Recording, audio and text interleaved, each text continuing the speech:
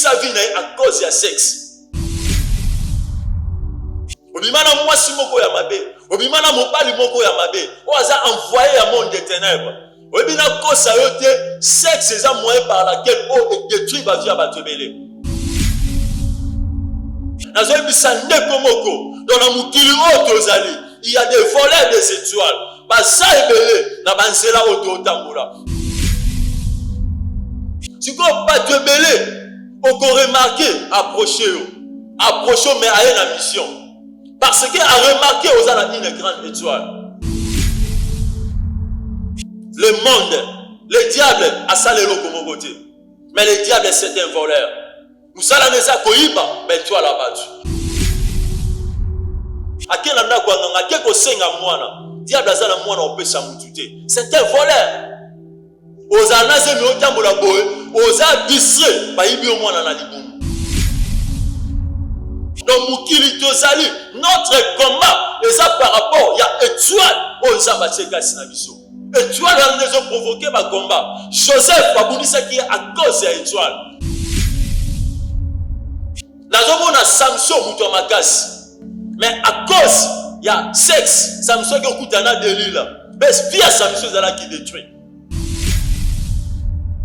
Dans Jean chapitre 10, verset 10, le voleur ne vient que pour dérober, égorger et détruire. Donc, mission à diable des alliés, koiba, koboma, pe kobebisa. Au moins, la moutou, azana mbongo ebele, mais à ça, la mot étoile, oya yete. Y'a mission des alliés, aïba, ou les alliés, ba étoile là-bas. Le diable est omniscient, est omnipotent, est omniprésent. Mais le diable est agent partout dans le monde. Il y a une sœur. Akena ofute dans le quartier Mokoboy. Dans le quartier, après quelques jours, alala na butu, alors ta noto bazo ebise nenge, oye kofute la, il faut payer ça, méga. Profond sommet, le temps en Zambie, la sœur a négligé Noto. Dans a négligé Noto, deuxième fois, et s'est répété. La sœur a négligé Noto. Après quelques temps, la sœur a coupé la moine. Il y a d'autres lieux, ceux qui ont été bisikawana étoile na yo eza malamoko ba bomi étoile na yo eza bisika musunde bisika bandako ya banganga onyati kuna bakopenda yo eza l'étoile na yo. ONG Vida est lancé Bongo opération Sunga orphelin na $1. Na $1 na yo, tu peux sauver une vie. Même après la mort, même après le retour à Christ, il y a misana biso et témoigner biso liboso na Nzambe. Avec $1, tu peux changer la vie des enfants. Na $1 seulement, et que permettre ONG Vida Bakende à collecter en Bakende, couper ça ba orphelin na opération Mneno Baosala le 24 décembre il y a année Oyo. Celui qui donne aux orphelins prête à l'éternel. Toi on a pour ça tout c'est ça bon $1 à pam et qu'on fout la orphelin mon place. Topé ça $1 ya pamba pour na bonne année orphelin azanga losote sosote fufu ya koliati. Yande na baboué. Benga na numéro wana opesa $1 no ninga na zopesa tout à l'heure. Soki ozalaka motema malamu ya kusunga, tala canal malamu ya kotina mbongo na yo. Tole bongo na M-Pesa, e-Bank, Airtel Money. Bana nyonso ya Canada to États-Unis, bokotina. Oui, je confirme des boutiques et Tikala Moko na République démocratique du Congo. Miss Lo boutique a même biso poto na Kinshasa. Ah, merci mingi na maman Laura na ndenge o même biso poto na Kinshasa.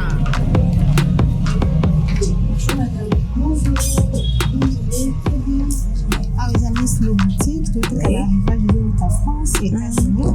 Nous avons un prix de Kiko. Kiko. Nunca la biloko so tuzomba ya tokinte boye. Ah, tokinte. Ah, les amis Paris, États-Unis. Les amis mélange tout. D'accord, la même différence tango parce que le rangezo par colibo, tu fois des tenus, tu vas pas moucher non style boye. Non, pas abusé pour de ça par 48 heures. En tout cas, ma qualité na moni hein. Mwana mama kobuka na te. Soko lingi olata kitoko pe baye bayo yaka mbangu na Miss Lo boutique. Nengo okokuta basapatu bilamba ya basi maquillage mafuta ba parfum pe biloko mosusu te poto ekiti na Kinshasa. Kombo na biso ezali pas cité. Tozwa mi bongo na avenue Victoire numéro 5, commune de Kasavubu. Topo bengi biso na téléphone na plus 243 85 64 11 889 0033 78 33 03 749. Chez Bissou Télévision, chaîne Oyo Kokani na yo. Bozali ebele bokota l'émission de partout na pesi bino mbote. Mbote balamio c'est chez Bissou TV. Oui, malamu na mission na bino réponse à nos questions. Yande ko na bino. Na pesi moyini nanga mbote, moyini mbote, moyini bonjour, moyini nanga bonsoir. Gloire soit à Dieu, Zambe Oyo à permettre mkola lelo tous les gars sur la chaîne na Bissou TV auto-transmettre aux Israéliens penser de la part de l'Éternel Dieu. Que le nom de l'Éternel soit vraiment béni. Je me présente comme Bonangezali, le prophète Papi Israël. Parfois, c'est la première fois au monde dont l'équipe peut transmettre où ils allaient penser de la part de l'Éternel Dieu. Avant tout, la Bible déclare avant de faire toutes choses, il faut d'abord prier. Tout bon délit, na kombo na Yesu Masia. Éternel Dieu Tout-Puissant, tout tiki émission na biso, de début jusqu'à la fin, entre tes mains. La Bible déclare, sans toi, nous ne pouvons rien faire. Cher Saint-Esprit, on a besoin de toi. L'Esprit de Dieu, l'Esprit de force, l'Esprit de puissance, l'Esprit de gloire. Les cas qu'on de début jusqu'à la fin. Agir à nous. De menacer nyonso oyo et tatoli Seigneur inaote. Nyonso glorifié comme on a été. Et cela soit anéanti au nom de notre Seigneur Jésus-Christ. Amen. Ok, gloire soit rendue à Dieu. Shalom. Bandegonion se vous en bandaku. Bonjour, bonsoir, quel que soit le temps où vous la dabiso, Zambalo la amo na bino penzambe, aleka pour pambola moko na moko. Maman li kamuna biso où to l'équipe auto transmettre où ils allaient penser de la part de l'Éternel Dieu, na mukolo lelo ils allaient les voleurs des étoiles. Oebi nenge zabo étoile ezalo komoko eza très important dans notre vie. Tozomona Bible Zoebisabiso na Genèse chapitre 1er verset 16 que na 4e jour Nzamba créaki le soleil, la lune et les étoiles. Donc Nzamba créaki le soleil, la lune et les étoiles pour nani pour eleka pour éclairer où ezali l'univers, où ezali la terre. Donc tina il y a le soleil, la lune et les étoiles, ils a pour na pour éclairer. Donc rôle il y a étoile ezala pour na pour éclairer. Rôle ya étoile eza pona na via mutu pona via mutu eza na destiné moko meilleur. Rôle ya destiné ya étoile na via mutu eza pona lobia mutu et memela mutu grandeur. C'est pour cela que vous remarqué na vie à Joseph. Un jour Joseph a zolota noto Joseph a lota noto ni Joseph a lota ki que le soleil la lune na 11 étoiles o ezala ki bandeko na e bazoku mamelaye. Tant Joseph a petit le solo et pas parent naïe aux aki Jacob. Jacob a dit Joseph nini, c'est que ngai maman on a bande konoto sa nini, to kokuma melayo. Donc noto ya Joseph et l'accès Joseph comme étoile que un jour bande konaye na baboti ba sa nini, pas kokuma melaye. Donc étoile et contribue à la destinée à mon.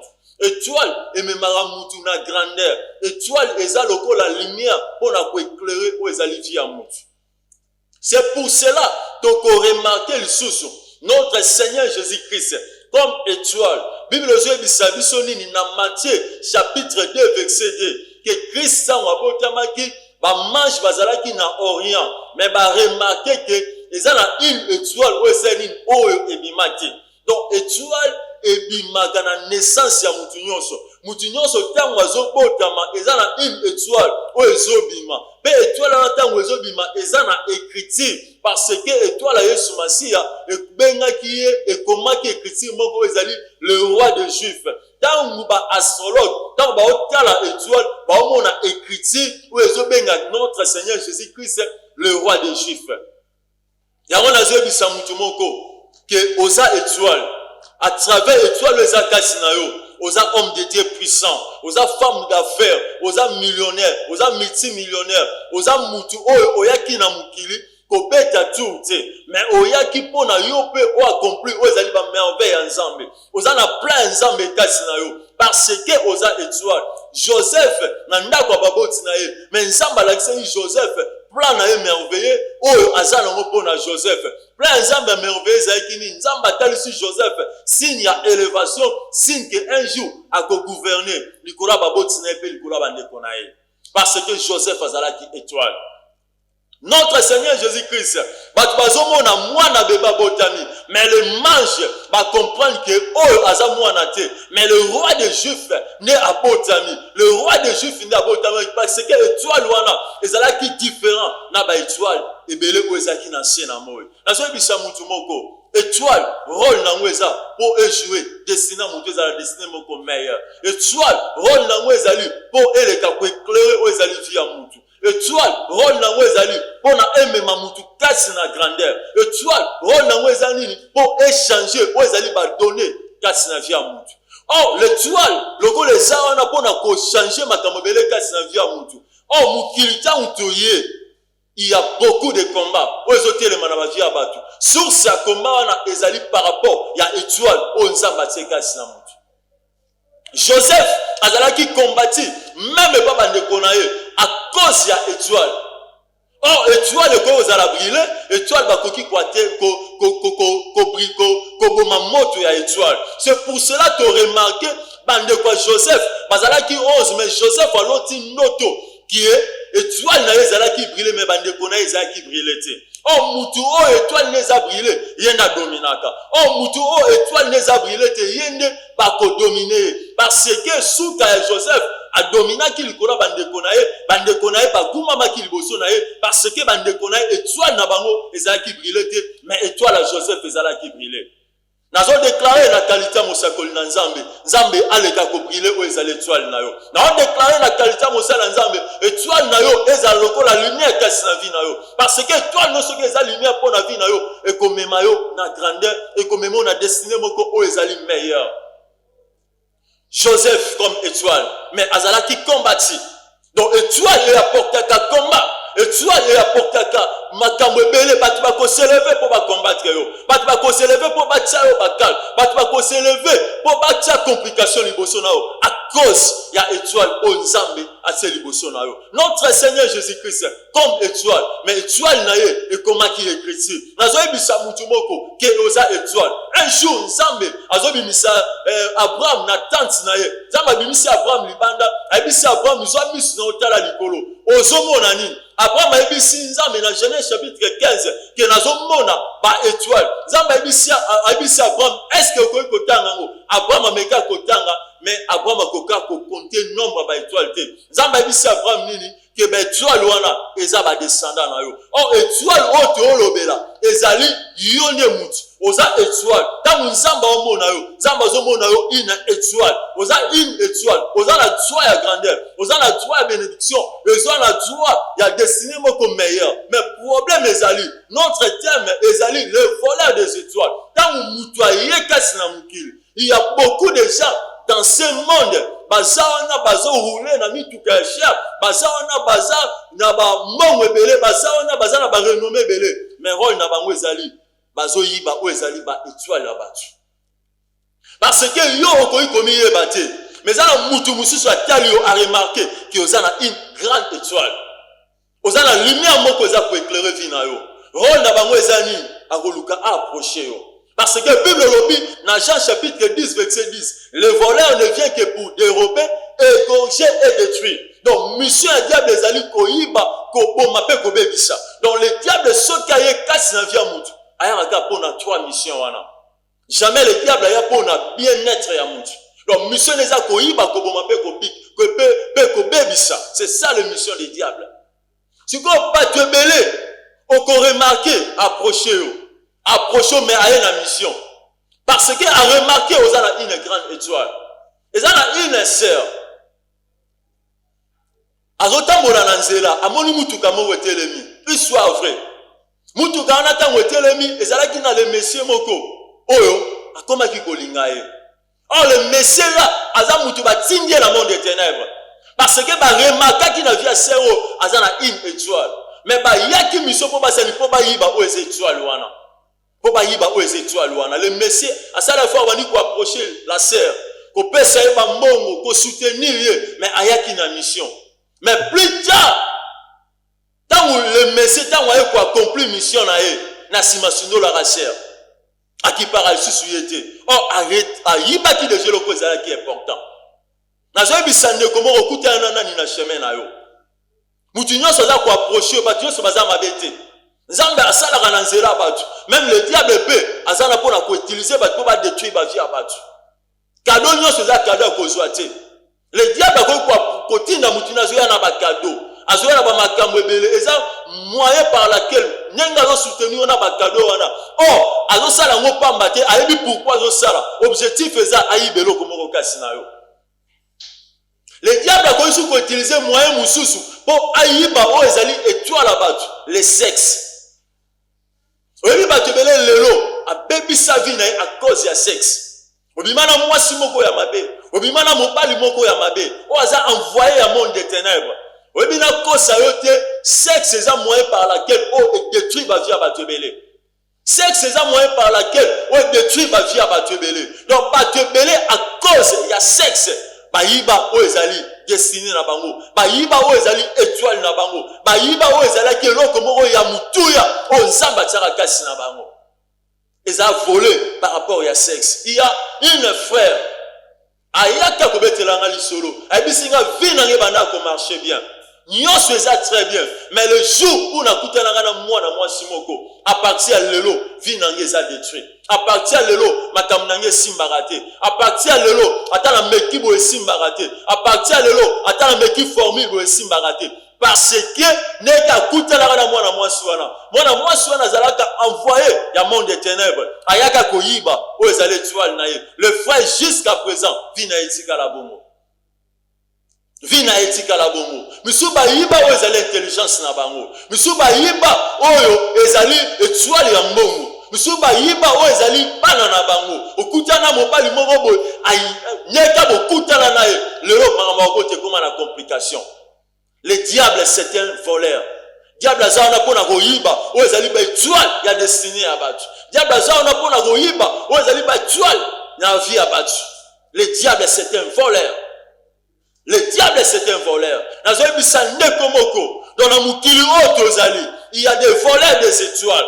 Baza ebele na banzela oto tambola baza ebele na ba quartier baza ebele na entourage na biso baza ebele même biso baza na ba église biso baza partout dans le monde au mona mutu azo réussir dans la vie au mona mutu azana mbongo ebele au mona mutu asala ba grande chose mais asala ngo étoile oya yete ye mission ezali aiba o ezali ba étoile là-bas.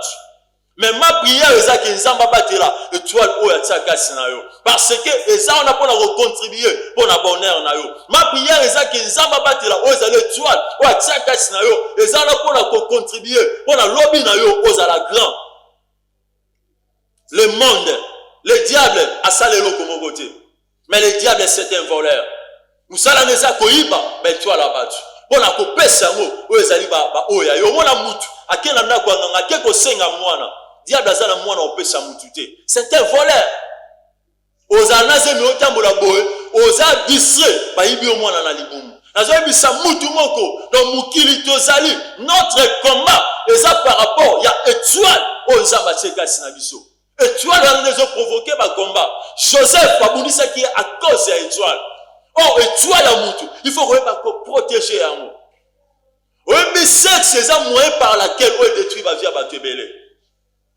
Nazomona Samson muto makasi mais à cause il y a sexe Samson qui okutana de lila bes pia Samson zala qui détruit un jour Samson bakaka esuki un jour Samson a bungisa makasi un jour Samson a perdu nyonso a perdu qui étoile o ezakasi na ye bakangie ba chaîne ba toboli misu bes Samson a qui kokufa.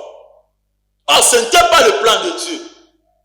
Le plan de Dieu, même kiloto ya à cause ya étoile, ils ont provoqué les bisous à combat. Il faut se protéger. Quand il y a un sentiment, il faut approcher pembeni na yo. Batunyo so baza bato malamu te. Mosusu ayeka mission pour détruire yo. Mosusu ayeka mission pour ayiba o étoile na yo. Webi combien de batu oyo étoile na yo batu mosusu ba osalela yango. Ba osombela ngo mapango, ba osombela ngo mituka, ba otambola ngo monde entier, baza ko réussir nango dans la vie. Mais yé mukolo étoile a bénéficier de l'eau comme côté.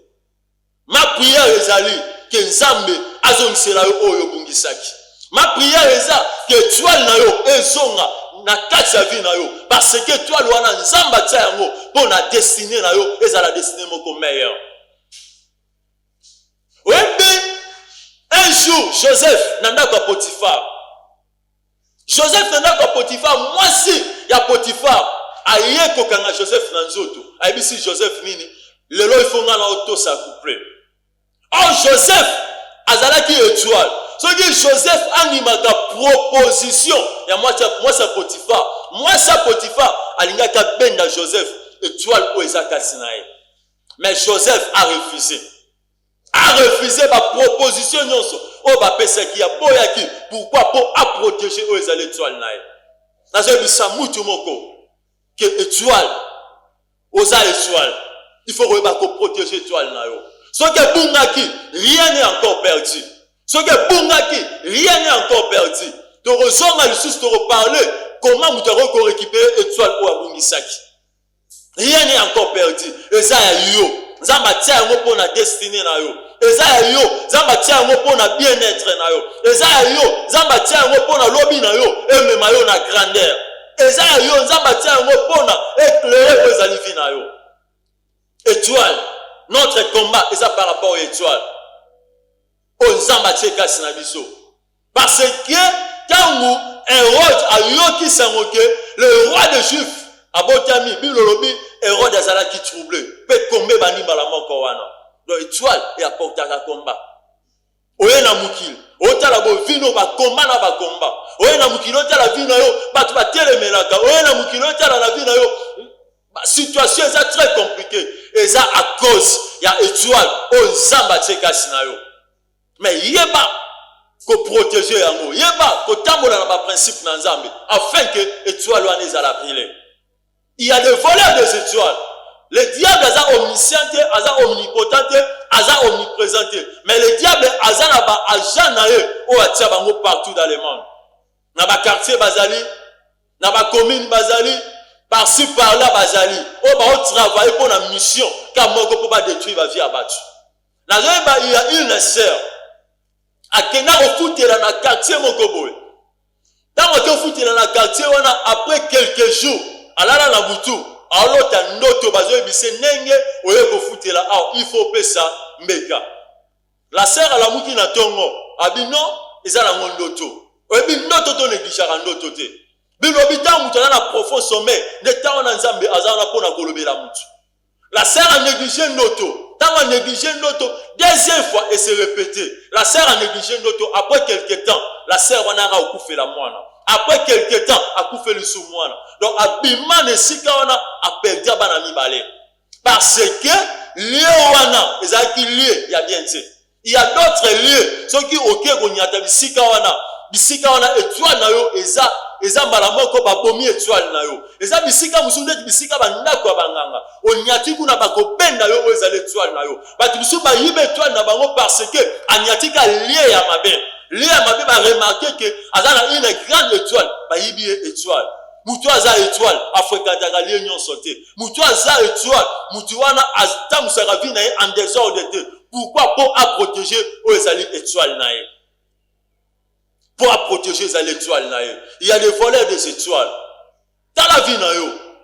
Dans la vie na yo, autant musa vie na yo. Nyengeni, dans la vie na yo, o bénéficier na ni. Yo komo na ko simbara $100, $200, $1000 mais na miso Nzambe Nzamba tia on a ramba millionnaire na miso Nzambe Nzamba tia on a ramba milliardaire na miso Nzambe Nzamba omona yo eza l'écriture moko o ekomama ndenge komama na l'écriture ya étoile ya Yesu Masia le roi des Juifs ba omona bébé mais mutu na botamaki aza bébé kate aza le roi des Juifs parfois Nzambe na miso na mona go millionnaire parfois Nzambe na miso na yo amono mutu ba entreprise ya makasi. Parfois, Nzamba amona yo oza milliardaire, mais le diable ba benda o ezale étoile, batika okana ba $100, soki belé $1000. mais ma prière ezali étoile wana o eza ya yo mutu nyonso o ayiba ke étoile na yo o abanda ko bénéficier de étoile na yo ezala libéré au nom de Jésus-Christ de Nazareth. O vivre par rapport ya plein nzambe, o vivre par rapport ndenge nzamba lingi o leka ko vivre. L'étoile est une influence à ma casse dans notre vie. Notre vie dépend par rapport à l'étoile. Au Zambé, à ces casses dans la vie n'abisso. Étoile, ils ont une grande influence. Ils ont une grande influence. L'étoile, il y a un échange à destiné à battre. Mais il y a des voleurs des étoiles. Au côté de la chemin na yo, nanya poussa na pembeni na yo, nanya ya na nzela no makamu na we beba. Mais rien n'est encore perdu. C'est possible. Oh yo bungisaki ezonga na se na maboko na yo. Que Dieu vous bénisse. Que Dieu vous bénisse. Nzamba mona bino benzambe atanda susu loboko na ye yanguya kasi na vie na yo. Dans la vie na yo malam. Est-ce que tu as les alliés parce que toi ils sont des athées au remarqué so ba yibe étoile na yo. On remarqué ma blocage, on remarqué les choses, ils ont marché sur tes nenge banda ko marcher liboso. On remarqué ma complication, on remarqué que ma kambu et comme bongo parce que l'étoile déjà ba yibi. Mais l'étoile ceux qui allient ont remarqué les choses, ils ont marché malade. Na lingi mutu moko a examiner vie na ye. Na lingi mutu moko a tala vie na ye. Nenge zalaka liboso na siko. Ce que il y a un ça ne va pas, c'est que étoile na yo et ça va boma yango ou étoile na yo et ça volé. Mais rien n'est encore perdu. Ma prière est allée auto pour ça la paix de rozonga, de l'exercice koloba, n'ayez ni mutu, à récupérer étoile oyo et ça là qui volé. Que Dieu vous bénisse pour toutes les contacts. Numéro na biso ezali plus 243 97 15 15 722. Soko bengi tozana poto sunga même na orientation divine, même na prophétie, même na prière, tozana toko sunga na makambo ebele penza malola akomi monisama katina vie ya moko na moko. Que Dieu vous bénisse. Ciao. ONG Vida est lancé Bongo, opération Sunga orphelin na $1. Na $1 na yo, tu peux sauver une vie. Même après la mort, même après le retour à Christ, Yaya Misana Biso et témoigné Biso Liboso Nazam. Avec $1, tu peux changer la vie des enfants. Na $1 seulement, et que permettre ONG Vida Bakende à collecter en Bakende, couper ça ba orphelin. Na opération Mneno Baosala le 24 décembre. Il y a année Oyo. Celui qui donne aux orphelins prête à l'éternel. Toi, on a pour ça, tout c'est pris. Ça bon $1 à Pam. Et qu'on fout la orphelin mon classe. Tu payes ça $1 ya Pamba. Pour la bonne année, orphelin, Azanga, Losote, Sosote, Fufu ya Koliati. Yandena olo baboué. Benga na numéro wana. On paye ça $1 non nenga na zo paye ça tout à l'heure. Soki ozalaka motema malamu ya kusunga, tala canal malamu ya kutina mbongo na yo. Tozali bongo na M-Pesa, e-Bank, Airtel Money. Bana nyonso ya Canada to États-Unis, bokotina. Chez Biso Télévision, chaîne oyo ekokani na yo. Bozali ebele bokota l'émission de partout na pesi bino mbote. Mbote, bala nyonso ya chez Biso TV, oui malamu na mission na bino réponse à nos questions. Yande kola napesi moyini nanga mbote, moyini bonjour, moyini nanga bonsoir.